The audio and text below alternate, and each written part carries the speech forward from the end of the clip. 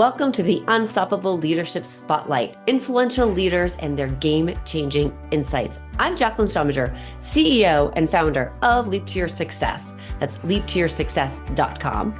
We help entrepreneurs, leaders, and CEOs grow their business, become unstoppable high achievers in their careers and life, gaining that 1% edge.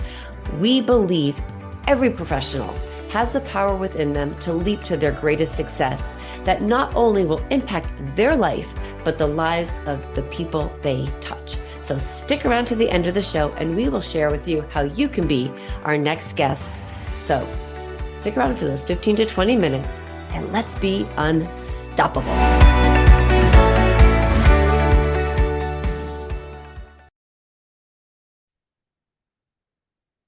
Well, hello, everybody, and welcome to another amazing episode of the Unstoppable Leadership Spotlight podcast. I am your host, Jacqueline Strominger, and on this podcast, we hear from amazing leaders, their game-changing insights, and how we can create a greater impact in your leadership so that you are truly unstoppable. And today, I have an amazing guest, Dennis Meador, and he, first of all, he lives in an amazing place. I have to just shout out about where he gets to live every day. But he is a legal marketing innovator. He empowers attorneys through podcasting. He is the founder of the Legal Podcast Network. He has over 20 years in digital marketing for professionals and, obviously primarily attorneys. And he has truly pioneered in the legal marketing with over 20 years of experience, and he's truly passionate about revolutionizing, I can't speak today, how attorneys connect with their ideal clients. And as you know, all of this relates back so importantly to leadership and our teams. So Dennis, welcome to the Unstoppable Leadership Spotlight podcast. Thank you. It's good to be here. I always enjoy getting to meet new people, find out a little bit about them, and then they let me talk a lot about me, and it works out fairly. It does work out great. So, when we first started again, and listeners, one of the key things that you will learn and hopefully take away by the end of this podcast is that knowledge is power. Knowledge is truly power and powerful in our leadership and how we interact with people. So we were talking a little bit about this. So Dennis, share with the audience, a little bit about you and how the Legal Podcast Network started and how it relates to leadership. Oh, wow. 3-part question. Yeah, 3-part question. I always tell my wife, if you give me 3 items when I go to the store, you got to put them on a piece of paper. So if I get to one and I forget, you got to swing. This brain can only keep 2 things at once, as well as everything else swirling around in it. So how did I get to where I am? So long story short, lifelong entrepreneur. First real kind of entrepreneurial undertaking at about 14. I tell this in every podcast, so people that watch my podcast regularly are going to be like, here we go. He was 14.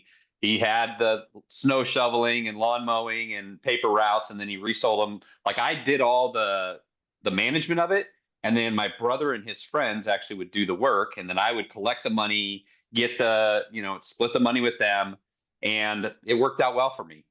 So I started that at 14. That's how I made my money. We were in a private school, but we didn't have money as a family. We were the kind of family like church dropped off presents and for Christmas and turkeys for Thanksgiving. That was our family literally. So, but my stepmom was worked in the morning so we could go to a private school, which I'm thankful for that sacrifice she made because those kids probably weren't always easy to put up with, me among them.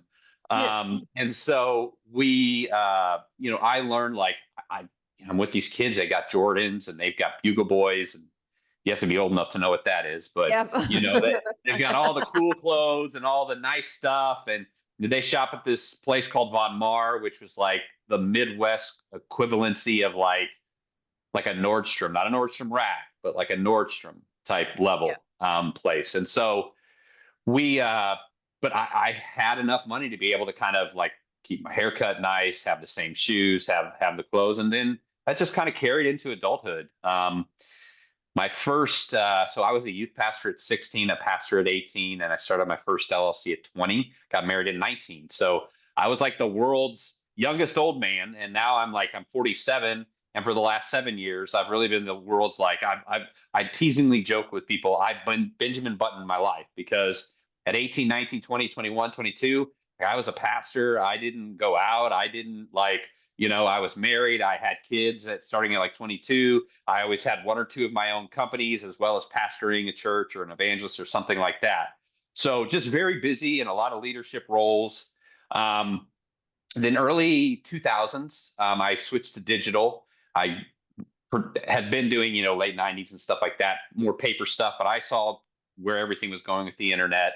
And then I got recruited to sell for a firm that was kind of like what is it called? Law Match, or whatever it's called, where essentially they pay a monthly fee and then they match them up with potential clients. And so I went from asking for $300 to $500 for an ad and, making 150, $200 off of it, whatever, to asking for $5,000 a month from an attorney. And then I was kind of figuring out the margins pretty quick. And I was like, there's a lot of money in this. So I was like, from then on, I was kind of sold working with attorneys. And so, I've had social agencies, I've had text message game companies that did pretty well, that were fun.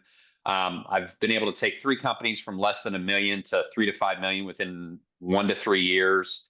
And just throughout my entrepreneurial journey, learning lessons. I mean, some people call them failures. Some people call you learn lessons, right? How to pick partners. Or for me now, never again will I have another business partner. I've tried it 3 times. All 3 times, I ended up holding the bag, and they ended up holding the money that I made the company. So I a little over a year ago, my now former partner, instead of renewing our 5-year contract, bought me out at our original term from 5 years before. I had taken the company from less than $1 million to $4 or $5 million. And so when he bought me out, I was 4 months from my wedding, 5 months. I was like, okay, what am I going to do? But I'm an entrepreneur. I have a book that I just write down business ideas that I come up with, or things that I think of. And I just put that in there. And I can literally go to that book and flip through, and in about 30 minutes to an hour, be like, okay, here's my new business idea. Let's launch it. Let's go. And by the following Monday, have a site up and be selling the product. I took a little bit more time this time with everything going on with the wedding. But we launched the podcast network officially May 1st. So we'll be hitting a year here. I mean, I don't know when this will go out, but probably sometime around the time this goes out, or here in the next few weeks. It's April 10th right now. And so we'll hit a year. We've got about 110, 115 clients, and we've got about 25 people on the team. So we've grown very fast. Matter of fact, people ask me, well, how do you sustain growth? Blah, blah, blah. It's I push back growth right now. Right now, I could sell more. I have people with books of businesses coming and saying, I've got 300 attorneys that work with me, and I want you to present your product to them. And I'm just like, okay, but hey team, are we ready? If 75 people want to sign up next week, are we ready to handle that? And so trying to prepare my team for that sort of influx and things like that. So that's how I got where I'm at. And leadership, I think that was the last part. What does leadership have to do with this? I mean, whether I was forced into leadership because of the situation of my life, or I just always been a leader from the time I've been a kid. I was a kid on the playground that made the rules of the game as we played, not because I was bullying anybody, but because I wanted everybody to be included. I was the kid on, in junior high that, decided who sold what snacks. And, it's one of those things. I don't push for leadership, but I often end up in that position. And so for me, my leadership style has been one that I try to use to encourage people and to empower them, because what I've learned is you get a lot more from a team that's motivated, encouraged, and has clarity than you do from people who are afraid of you and are confused and are afraid to do something that might mess up and make you attack them. And so that's why I use that leadership style. And it's my natural style. I don't want to manage people who are motivated by fear. I want to manage I want to manage people who are motivated by success or feeling like they did well or the team success or whatever. So Yeah. I hope that answers all three parts. Yeah. No, that was awesome. That was absolutely fantastic. And, so listeners, I really want you to hear and really want to emphasize, leadership is, there's a few things, great nuggets, but encouraging, empowering, and helping people really, you know, not be led by something of fear, but really just encouraging people. And that is so important in business. And so I'm curious. So Dennis, you said, you started, 14, you're obviously a natural leader, and it's something that not necessarily that was taught. It's just how you operate. As you said, you want to include people in there. What do you think it is about, when you're thinking back, like, what is it, that when you're thinking of that first team that you created with, your brothers, and that business, and you're managing it, what helped you be that leader to to bring them together and to get them excited? Like, Um, I mean, at the time, it was like the way it started was me, my brother, and his best friend were knocking on doors to do snow shoveling because a friend of mine had said, "Hey, man, I made like $100 in a day snow shoveling." I was like, "Oh, that's crazy, you know?" So we started out, and I figured out quickly that they didn't mind the shoveling, but they hated knocking on the doors and asking people and getting rejected. And so once I realized this is what they don't like doing, and this is the part that I mind the least. Like, I hate this like, screw this, like shoveling somebody's, snow. Like, I'll go knock on 1,000 doors before I'll shovel one walk. And my brother's like, I'll shovel 1,000 walks before I knock on one more door. And I was like, this works for me. So we get to, we're about an hour in, we're freezing cold. We get to the next door, and it's, I think, my brother's friend's turn, and he's like, I don't want to do it because we had done like 3 walks in the hour and I had gotten all three of them. And so my brother's like, I don't want to do it. I was like, okay, I'll do it. So I go up, I knock on the door, hey, blah, blah, blah, and I learned, like, with door to door stuff, you always got to have a little story. So, like, hey, me and my brother and his friends were just trying to earn money. Like, we go to a private school. So, like, we have some certain things that our family isn't able to do. But, like, I had a whole, and it was true. Like, the money was going to me so I could have nice school clothes like the other kids at private school. Like, when I was selling candy bars in front of the grocery store, it was like, for sports equipment, well, the sports equipment was the Jordans that all the other kids had. That my parents are like, these are the $20, shoes that you get from Kmart, where my stepmom was the shoe manager. They're like, these are the shoes you get, and I'm like, I can't wear those in front of a whole team of kids wearing Jordans.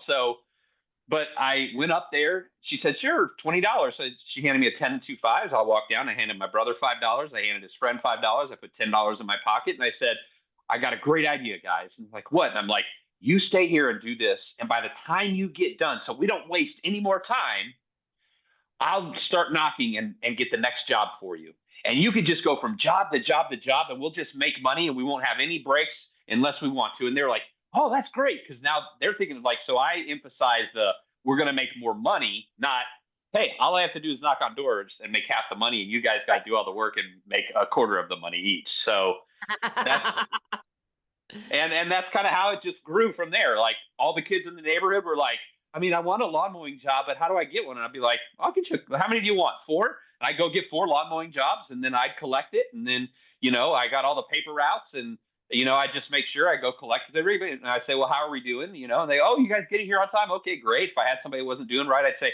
hey, do I need to give your route to somebody else? Like, I didn't think about it. It wasn't something where I didn't sit down and, the 14-year-old entrepreneur's guide to running a business 101. I didn't know of any such book. No, but there's a couple of key things that you did, and that again, listeners, this is such a key, huge takeaway, is that you got to know your strengths. Your strength was knocking on the door. You pulled out what each person in that team, or in the people that you were, quote unquote, employing, liked to do. Knocking on the doors takes courage, right? And it takes a little bit, right? And it takes a skill of being an eloquent, knowing how to speak and tell a story, and almost, so that was knowing that strength of yours, and whether you realize it or not, right? So you played on that. And then so when someone said to you, oh, how do I get those? I can get them for you. You just need to do the part that you want to do, which is mow the lawn. Exactly. So We really, one of the principles I teach in my company is the more that people are doing the thing that only they can do, the better our company is. yeah, And we hire, like, we have VAs in the Philippines, and we have graphics people in Pakistan. We have a number of people, about 10, 15 people in the US. And like, when I find out that somebody in the US is doing something that's like taxing, and it's like a spreadsheet or just digging through data, I'm like, why are you doing that? Couldn't so and so do that? Like, that's why we have VAs, and that's why we have these people that do these jobs. I want you doing what you do, what I hired you to do. If you're my content director, I want you working on content for our clients. If you're doing client success, I want you face to face with the clients. I don't want you doing this other stuff. And sometimes that's just all I do. Even my sales guys, they don't even enter into the CRM themselves. They have a Slack channel. It's not Slack. We have our own Discord server just to kind of have more fun. But they Discord, and they're just like, hey, Jenny, can you, so and so, I just called them. Can you mark this, blah, blah, blah. And then they just move right on.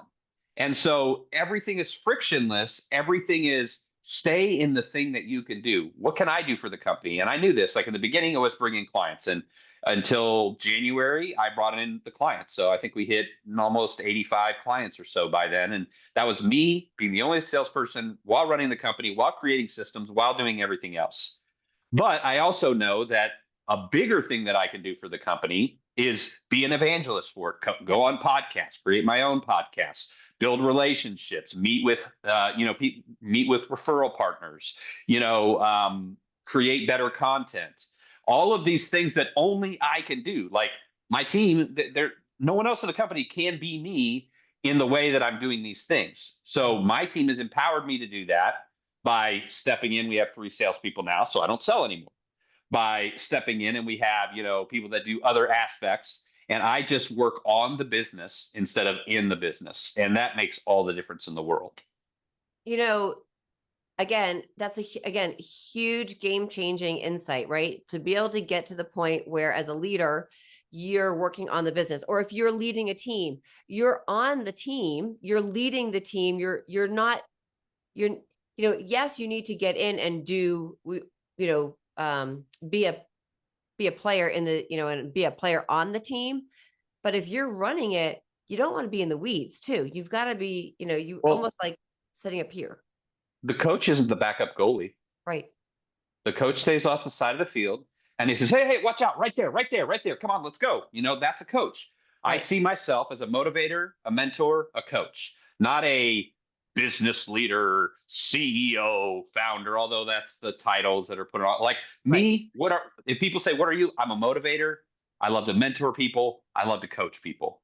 If I can't help people by doing those 3 things, they're only motivated by fear, then I usually end up saying, listen, like, I don't manage by fear. And every time that you fall off, I have to threaten you. It just isn't a good fit, because I want people that are motivated by positivity and goals and all of those things. And it's one of those things that I think is so important as a leader to be able to understand, to do, it's leading by fear does not ever make anybody feel good. And so being able to be that cheerleader, coach, the mentor, the person that's like getting people excited about the work that they are doing, it's really exciting, because people will want to do more when they're feeling empowered and feeling good and wanting to work. So your business, tell us a little bit about how this all plays into what you do for your business and your clients. So what we do is pretty intricate, and we had to create a system, because in the beginning, we went from spreadsheet tracking our projects to Monday tracking our projects to I forget time work, or I forget what it was called. And then now we're using ClickUp, and we're actually using a company helping us with customization on that project management. And like, a client has, from the moment they say yes until the time that their 4-month cycle rounds with us, has somewhere around 303 steps in our process. Wow. Just the onboarding to the first episode alone is like over 100. And so, this person, we got a QA. So like, for example, let's take, like they do the podcast shoot. Let's just take a simple 30-minute podcast shoot, 7 to 10 questions. Then that takes about 17 to 21 minutes. At the end of 7, then we cut that. We take that 17 to 21 minutes, we put an intro, we put an outro, we put transitions, we make it look all nice. It's got all of their branding. We then take that, we put it on YouTube, we put it on LinkedIn, we put it on other video. We then pull the audio, put the intro, outro, did all the editing, the audio scrubbing, all of that, put that on all of the different audio outlets. Okay. That's just the beginning, because now we're going to create 30 pieces of content, 1 per day if they're doing 1 episode a month, 2 per day if they're doing 2 episodes a month, or 3 posts per day if they're doing 4 episodes a month. And that is 1 post per day on up to 10 different outlets. So we're talking about Instagram, Facebook, TikTok, YouTube, Threads, Blue Sky, X, Twitter, Pinterest is a big one. So there's like all of these places that we post all of their content. Plus we take that, so we make reels, which are like minute or less videos. Yep. We're all familiar with those. Then we make audiograms, which is like a static, and then it kind of just has the thing come across. And I know you know it, but maybe people here aren't as familiar. And then just regular static posts as well. Hey, go check out episode 12. We then build them like a link tree. And all of our clients have one call to action. Click on link in bio, and that always applies to everything. If we say, check us out on iTunes, click on link in bio, they look down the link tree, there's the Apple podcast. So we have, anywhere from 10 to 30 links down there, all their social, their website, everything. So we're able to take 30 minutes of an attorney's time and create an evergreen show that gives them 30 days worth of content. So that's how we apply that. It's a whole process, and we've gotten better. We started off with 3 pieces of content per episode, but AI and getting better within our systems and more systematized we've gone from 3 pieces to 33 pieces. So an 11x in less than a year delivery with our product, just because of adapting to AI, learning how to use AI, getting better with it, and then also refining our own internal processes so we can produce more. I always say better, faster, less friction. Right. If we're seeking to do those 3 things, we want to do everything better, we want to do everything faster, and we want less friction for our clients. We want it to be easy for them to sign up with us. We want it to be easy for them to find us. We want it to be easy for them to work with us consistently. We want it to be easy for them to shoot the podcast. We want this to feel like, how is this marketing? I thought marketing was way harder than this, is what I want them to think. But in the meantime, I've got me and my team just going, we're like the guy at the Japanese steakhouse, the knives are spinning and we're cracking eggs on spatulas and throwing shrimp into people's mouth. And they're just sitting there like, what a show. This is great. But somebody's moving fast and somebody's working hard. Right. And actually, and you're probably doing it, you're not nearly sweating as much. Well, yeah, we're not standing over a hot grill. So.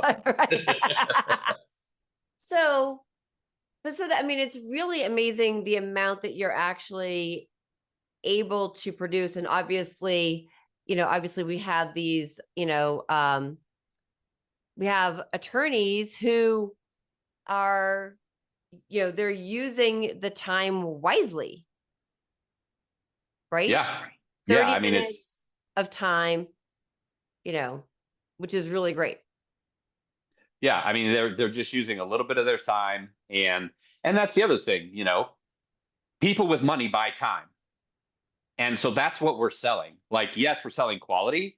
I have an amazing team. This thing turned off. I turned it on too early. So we're just going to pretend like it still looks pretty back there. Pay no attention to the man behind the curtain. Oz.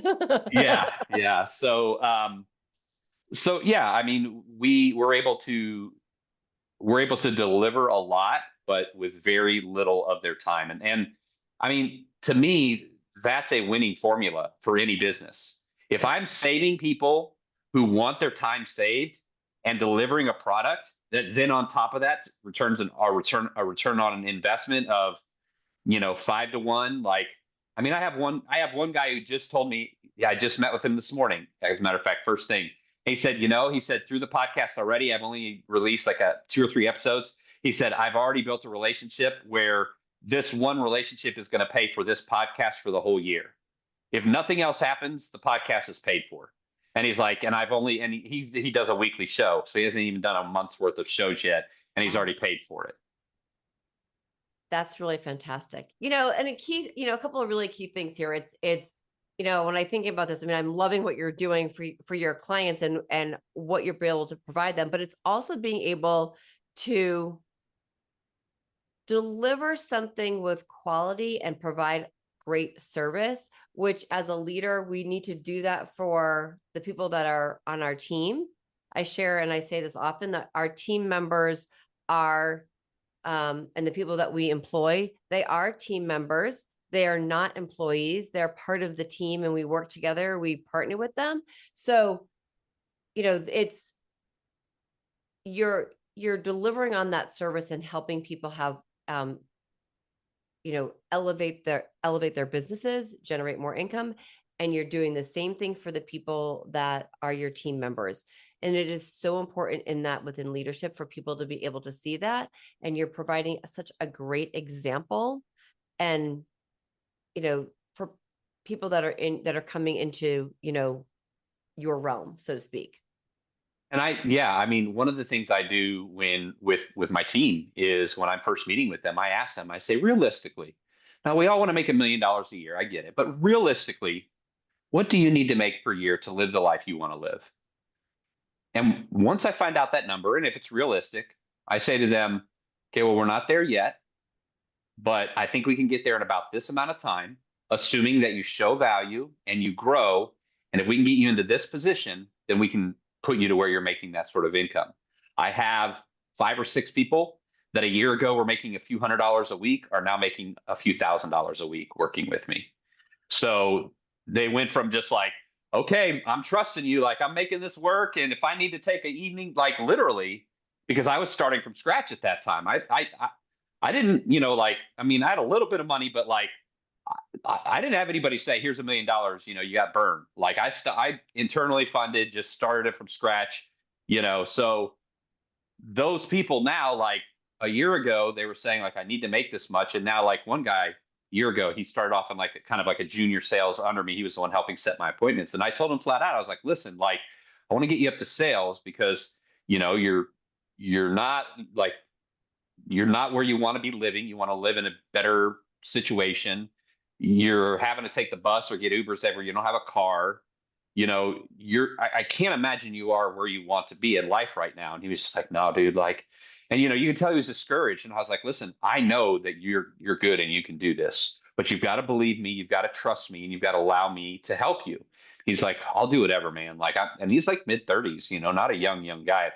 And he's like, I'll do whatever, man. Like, I know you, your reputation. I trust you. So here we are. Like I said, a year ago, I was making $400, $500, $600 a week. Here we are a year later. This guy's making 2,500. A couple times made 3,000, 3,500 in 1 week. So he'll probably make somewhere around 120 to 150 this year. He's never made over 40 grand in his life. And so, wow. Yay. And so that's those awesome. are the stories right. that Right. I get excited about. Like, yeah. And I can talk about my clients too, but like, that is where I look at it and I'm just like, that's why I do this. Yeah. Because I get to see other people. And it's like, sometimes I sit down and like, I'm going to try not to get emotional, but like, I just sit down and I think, dude, like something in my fucking head, I just thought this would work well. There are now 25 people who literally their whole lives depend on it. And it's already starting to provide a decent living for me and mine. And within a year, I'll be back ahead of where I was with my old business partner that took me 5 years to build up to. And I'm just like, I like that's that's the day and age we live in. That's the market that we live in. That's the opportunities that we have. I don't know that everybody can do something like this, but let me say this: I failed enough at it to know that if I quit because I failed, I wouldn't be where I'm at today. Yeah. Yeah. You know, this, Dennis, I love what you're doing and I love your heart. And I think that's actually one of the key things about, I just kind of want to, listeners, have heart and get to know the people on your team and what do they want. I talk about that a lot. Like I'm a big believer in like knowing your mission, but know the mission and the vision of the people that are in your fold. Because if you know that, you will help them soar and it comes back to you like tenfold. Like I can see it in your face and in your like how much that really matters to you. And that's the impact that a great leader, so I'm going to call you a great leader, great leaders make. If we can impact people positively, it's just going to make for a better world. I hate to say that. It's like, Absolutely. Even if it's just our own world, our right, own sphere right, of right. influence. Yeah. Yep. Yeah. I mean, absolutely. And I think that, and I mentioned this in another podcast. I don't know how long we're Oh, going, so I'm going to just keep going, but until you tell me we're done. yep. But like one of the things that I try to do is like I remember having management at different times. And I remember the dreaded, hey, can you meet with me for a few minutes later on? Like, and you're just like, oh, great. Am I going to get fired? Am I going to get this? I've made it a habit to where 75% of the time, at least, when I pull people aside, it's because I want to praise them and give them something. And so I'll be like, hey, I just wanted to let you know so and so and so and so in your division has come to me and told me how awesome of a job you're doing, how hard you're working. I want to let you know I appreciate it. Do you have can you do Amazon in your country or no? It's this. Okay, well, I'm going to send you $50 on Amazon or whatever, and just let you know that you're being noticed and the team notices it. So there's a atmosphere not of just me looking, but my whole team looking around and then praising each other and then bringing it to me and being, especially my directors, because I have 3 directors, that they're kind of boots on the ground of being like, who is doing an extra, who's really going above and beyond. We just set a goal by June 1st to hit on 150 clients. If we do, I'm going to give away $1,500, 750, 500, and 250. Everybody in the company is eligible. They have their minimum daily work that they have already anyway. And so if they do that minimum daily, they get an entry. But then there's also above and beyond opportunity. So and so sick, so you pick up extra work, or you're a host and you step in at the last minute, whatever it is. Those they get 3 entries. And then come June 1st, if we hit our 150, I'm going to draw 3 names. Someone's going to get 250, someone's going to get 500, someone's going to get 750.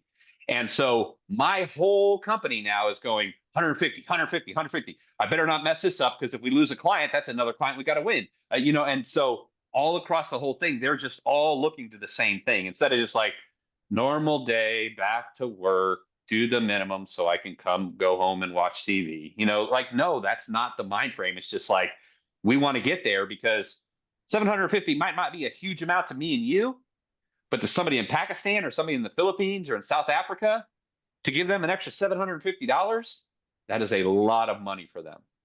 And even here in the States, like if I just said, here's 750, you wouldn't be like, I can't be bothered to bend over and pick that up. Like you'd be like, nice, I'll take it. You can do something nice with that. Right. And so like, that's the kind of stuff that's like getting your team all on the same page, leading with kindness. I mean, I think is in essence what you've said. Yep. Yeah. Leading with kindness and in kindness and being clear where the company is, where it's going, allowing all of your teams, because I've worked with people who they isolate the teams and they play them against each other. And I'm just like, all of those games that people try to play with other people. And it's like, sure, you can take people who maybe aren't, their IQ isn't as many points as yours, and you can kind of have your like sick little fun. But like at the end of the day, like what are you really accomplishing by playing your own people against each other? Doesn't work. Yeah. So I love what you just shared. I'm like, it's again, another great insight. And key thing is when you get everybody on the same vision and mission working together, the team works together better and they all bubble up. Everything bubbles up. So Dennis, you have just done a great information and shared some amazing insights. How can our listeners connect with you, learn more about your company, get more of your wisdom? Where do they go? Sure. So probably the easiest is going to be LinkedIn. If you're a LinkedIn, which most of us are anymore, it's almost like we have to be. There's no choice there. But LinkedIn, I share some videos. I share kind of some like business like insights on like how I think about things, like what it means being a business owner, all that sort of stuff from doing it for as long as I have now. So that's probably the easiest way is LinkedIn. And then our company, thelegalpodcastnetwork.com. Testimonials. We've got a section on there we actually have 2 sets of podcasts that we do. We do podcasts for attorneys about how to run their business and market it. And we actually partner up with people in the industry that are specialists. We have a show that we just signed in, actually 2 shows that we just signed into production. So right now we've got a guy who's like an AI specialist to help run a firm. We've also got a lady who's a certified financial professional for individual attorneys. Now we're bringing on a fractional CFO for law firms, and we're bringing on a lady who basically teaches lawyers how to effectively speak on camera. And so I want to have about 20 shows like that where we call them sponsored shows. And so we have about 20 shows like that just give tons of really great info to our clients. I'm developing a show like that called Building Authority Through Media. BAM is the name of it. It's superhero themed, like comic book Batman from the 60s sort of vibe to it. And every week it's going to be the dynamic duo and me and whoever is my guest. We're a team fighting against conquering sameness is the theme of the show. I love it. So we're all conquering sameness on LinkedIn, conquering sameness on Facebook, conquering sameness on our website, whatever it is in marketing. How are we conquering sameness? So, that'll be on our site soon enough as well. But check us out on our website. Check us out on the socials. If you look up Legal Podcast Network at Legal Podcast Network, we've got 3 or 4 Instagrams because we've got one just for attorneys with like kind of bits from our shows. One that is .answers, which is for people who aren't attorneys, but our attorneys create that content. One that's .lolz. So we're doing like lawyer memes just to kind of engage with them on a different sort of like in a different way. So we're like just creating all these lawyer memes and have fun with it and, make those connections. So yeah, any of those places, just look up Legal Podcast Network. You should be able to find us, or YouTube, all of the outlets. We're everywhere. We are, what do I say? Outlet agnostic. Okay. So I love it. Find us everywhere. Yeah, no, I love it. So listeners, if you have found this episode worthwhile and you've gotten some great nuggets, which I'm sure you have, do me a favor, please, and hit subscribe. Also, make sure you go and connect with Dennis on all the socials and check out all of his stuff. He's obviously a great wealth of information. And please share the podcast as well with your friends and colleagues. And as we can make better leaders, we make a better world. And that is what we all want. Great leaders, great life, great people. So I am Jacqueline Strominger, the host of Unstoppable Leadership Spotlight podcast. Thank you for being a great guest, Dennis. And thank you, listeners, for listening in. Thank you very much for having me. Thanks.